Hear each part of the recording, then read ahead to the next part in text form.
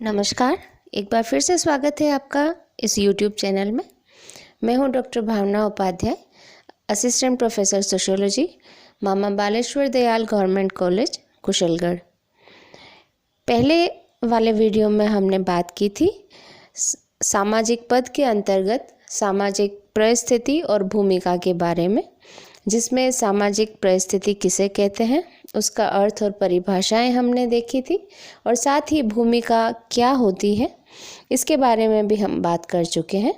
उसी से आगे बढ़ते हुए अब हम बात करने वाले हैं भूमिका के वर्गीकरण के बारे में। न्यूकोम ने भूमिका के बारे में बात करते हुए कहा है कि व्यवहार दो प्रकार के होते हैं, अपेक्षित और वास्तविक व्यवहार। उन्होंने कहा कि भूमिका का संबंध सामान्य तौर पर अपेक्षित व्यवहार से होता है, लेकिन मनुष्य हमेशा सामाजिक अपेक्षाओं के अनुसार व्यवहार नहीं करता। लोग परिस्थिति विशेष को ध्यान में रखकर भी कभी कभी कुछ कार्य करते हैं।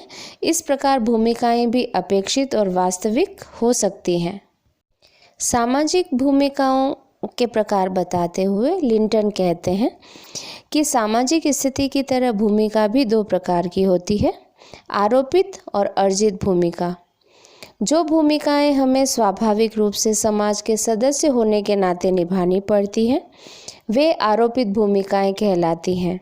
जैसे किसी व्यक्ति को जो भूमिका भाई या पिता के रूप में, या देश के नागरिक के रूप में, या एक नवयुवक के रूप में निभानी पड़ती हैं, वे आरोपित भूमिकाएं कहलाती हैं। इसके विपरीत जो भूमिकाएं हम अपनी योग्यता या मेहनत से किसी परिस्थिति के चलते निभाते हैं, वे अर्जित भूमिकाएं कहलाती हैं। जो भूमिका कोई व्यक्ति डॉक्टर, मंत्री, प्रोफेसर या जज की हैसियत से निभाता है, उसे अर्जित भूमिका कहा जाएगा। SF नाडेल ने भी लिंटन के इस वर्गीकरण को स्वीकार करते हुए इन दोनों प्रकार की भूमिकाओं को दो भागों में बांटा है, संबंधात्मक भूमिका और गैर संबंधात्मक भूमिका। संबंधात्मक भूमिका हमेशा पूरक भूमिका या कॉम्प्लीमेंट्री रोल से जुड़ी होती है। जैसे किसी व्यक्ति का पति के रूप में भूमिका निभाना तभी संभव है जब उसकी कोई पत्नी हो। शिक्षकों की भूमिका तभी संभव है जब कोई विद्यार्थी हो। समाज में बहुत सी ऐसी भूमिकाएं होती हैं जो किसी अन्य भूमिका की पूरक भूमिका की तरह होती है। एक की भूमिका दूसरे की भूमिका से जुड़ी होती है। इन्हें संबंधात्मक भूमिका कहते हैं। इसके विपरीत कुछ ऐसी भी भूमिकाएं होती हैं जिनमें पूरक भूमिकाओं की आवश्यकता नहीं होती। जैसे एक फकीर या साधु, कवि या विद्वान की भूमिका किसी अन्य भूमिका के संदर्भ में नहीं निभाई जाती हैं। वे स्वतंत्र भूमिकाएं हैं। इन्हें ही गैर संबंधात्मक भूमिका नाम से जानते हैं। बेंटन ने सामाजिक भूमिकाओं को 3 भागों में बांट के समझाने का प्रयास किया है। पहला बोलते हैं वे बुनियादी भूमिका, दूसरी सामान्य भूमिका और तीसरी स्वतंत्र भूमिका।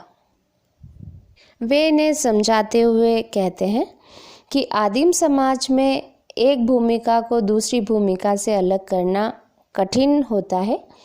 विभिन्न प्रकार की भूमिकाएं इस प्रकार से एक दूसरे से अंतर संबंधित और आश्रित होती हैं कि वैसे समाज में बुनियादी भूमिका की प्रधानता होती है।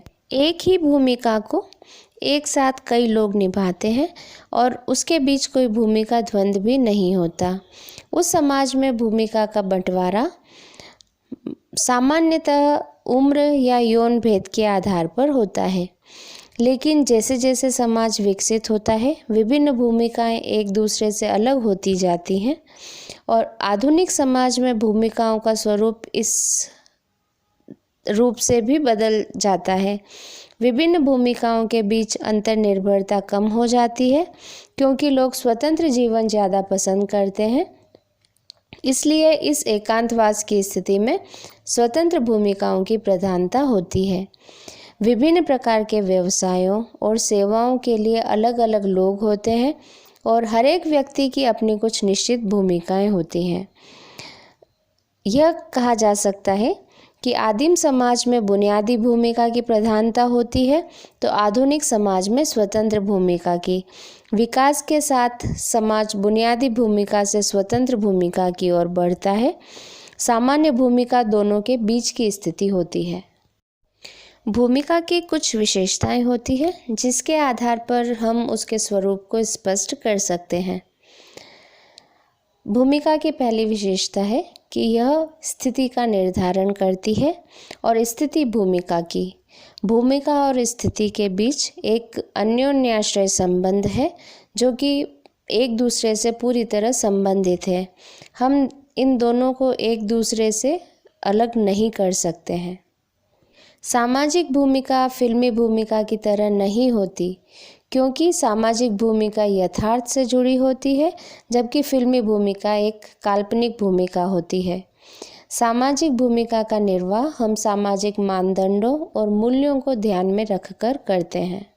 भूमिका की तीसरी विशेषता है कि जिस तरह किसी व्यक्ति के जीवन में एक से अधिक स्थितियां होती हैं उसी प्रकार भूमिकाएं भी एक से अधिक होती हैं, जिसे स्थिति सेट और भूमिका सेट के नाम से जाना जाता है। भूमिका की चौथी विशेषता है कि सामाजिक भूमिका कभी स्थिर नहीं होती।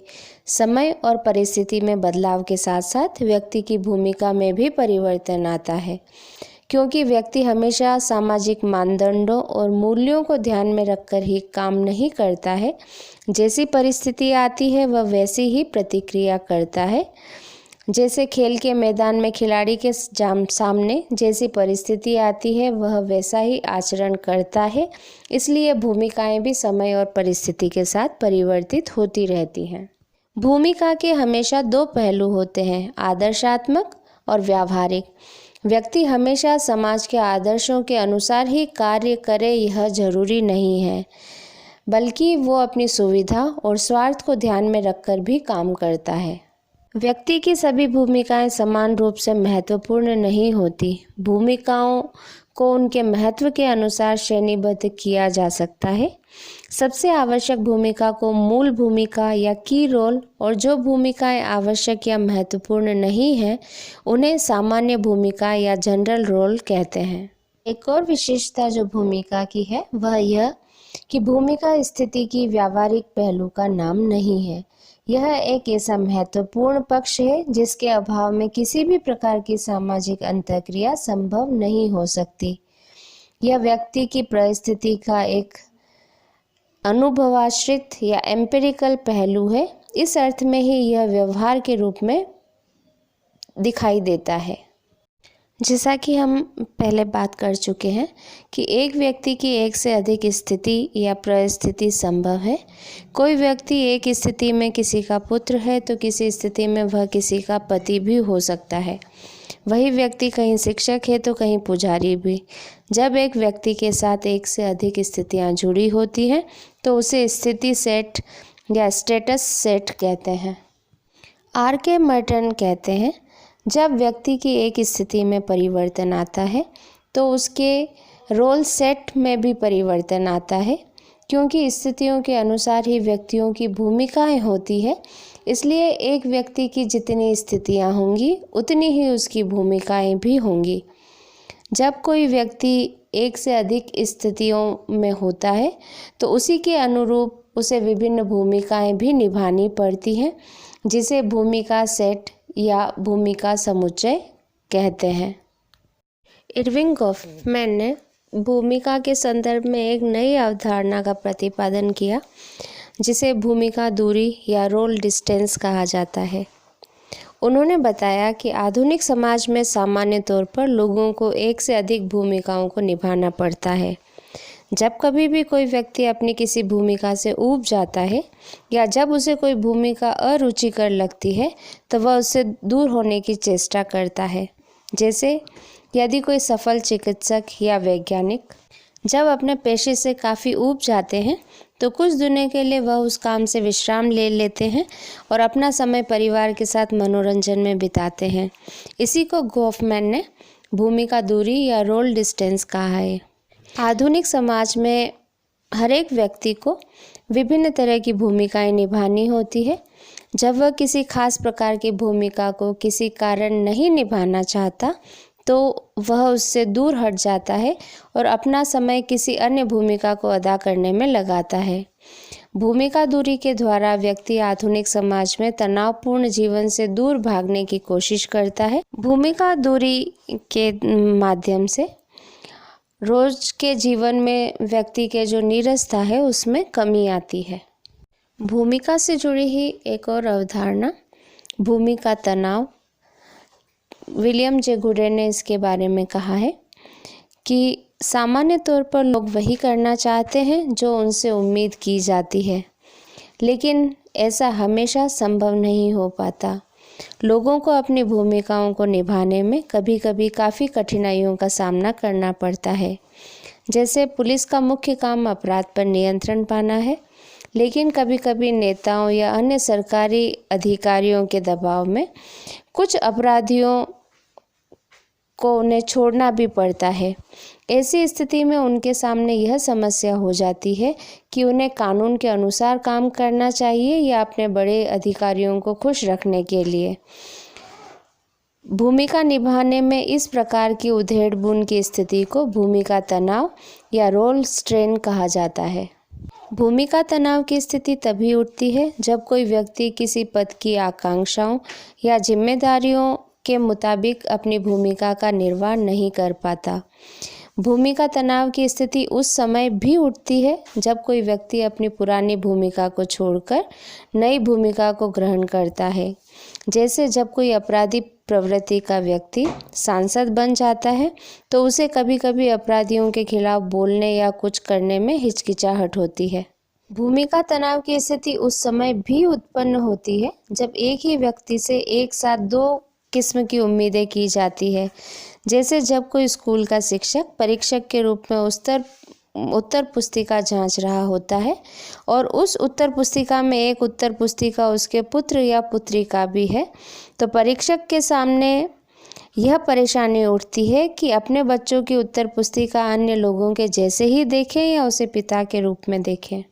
कभी कभी जब एक से अधिक लोगों को एक ही प्रकार की भूमिकाएं निभानी होती हैं और भूमिका के बंटवारे में स्पष्टता की कमी होती है तो उस स्थिति में भी भूमिका तनाव उत्पन्न होता है। जैसे यदि एक ही साथ किसी महिला को अपने पिता और ससुर के प्रति कोई जिम्मेदारी निभानी है तो उस समय उसके सामने यह परेशानी हो जाती है कि वह किन के हित को पहले ध्यान में रखे। अब बात करते हैं भूमिका द्वंद्व की या भूमिका संघर्ष की।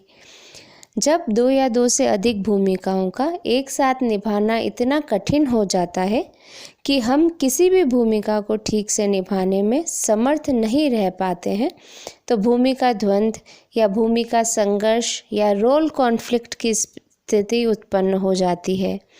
जैसे कामकाजी महिलाओं के लिए कभी कभी यह समस्या हो जाती है कि वह अपने बच्चों या परिवार के लिए कैसे उचित समय निकालें।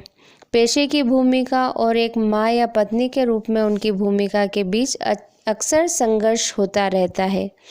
भूमिका द्वंद्व आधुनिक युग की परेशानी है, इसलिए क्योंकि औद्योगिक समाज में लोगों को अक्सर एक से अधिक भूमिकाओं का निर्वाह करना पड़ता है।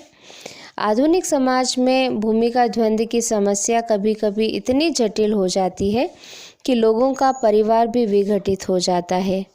भूमिका तनाव और भूमिका संघर्ष के बीच सिर्फ इतना ही फर्क है कि भूमिका द्वंद्व भूमिका तनाव की चरम सीमा है, या यह कहा जाए कि भूमिका तनाव भूमिका द्वंद्व की प्रारंभिक सीढ़ी है।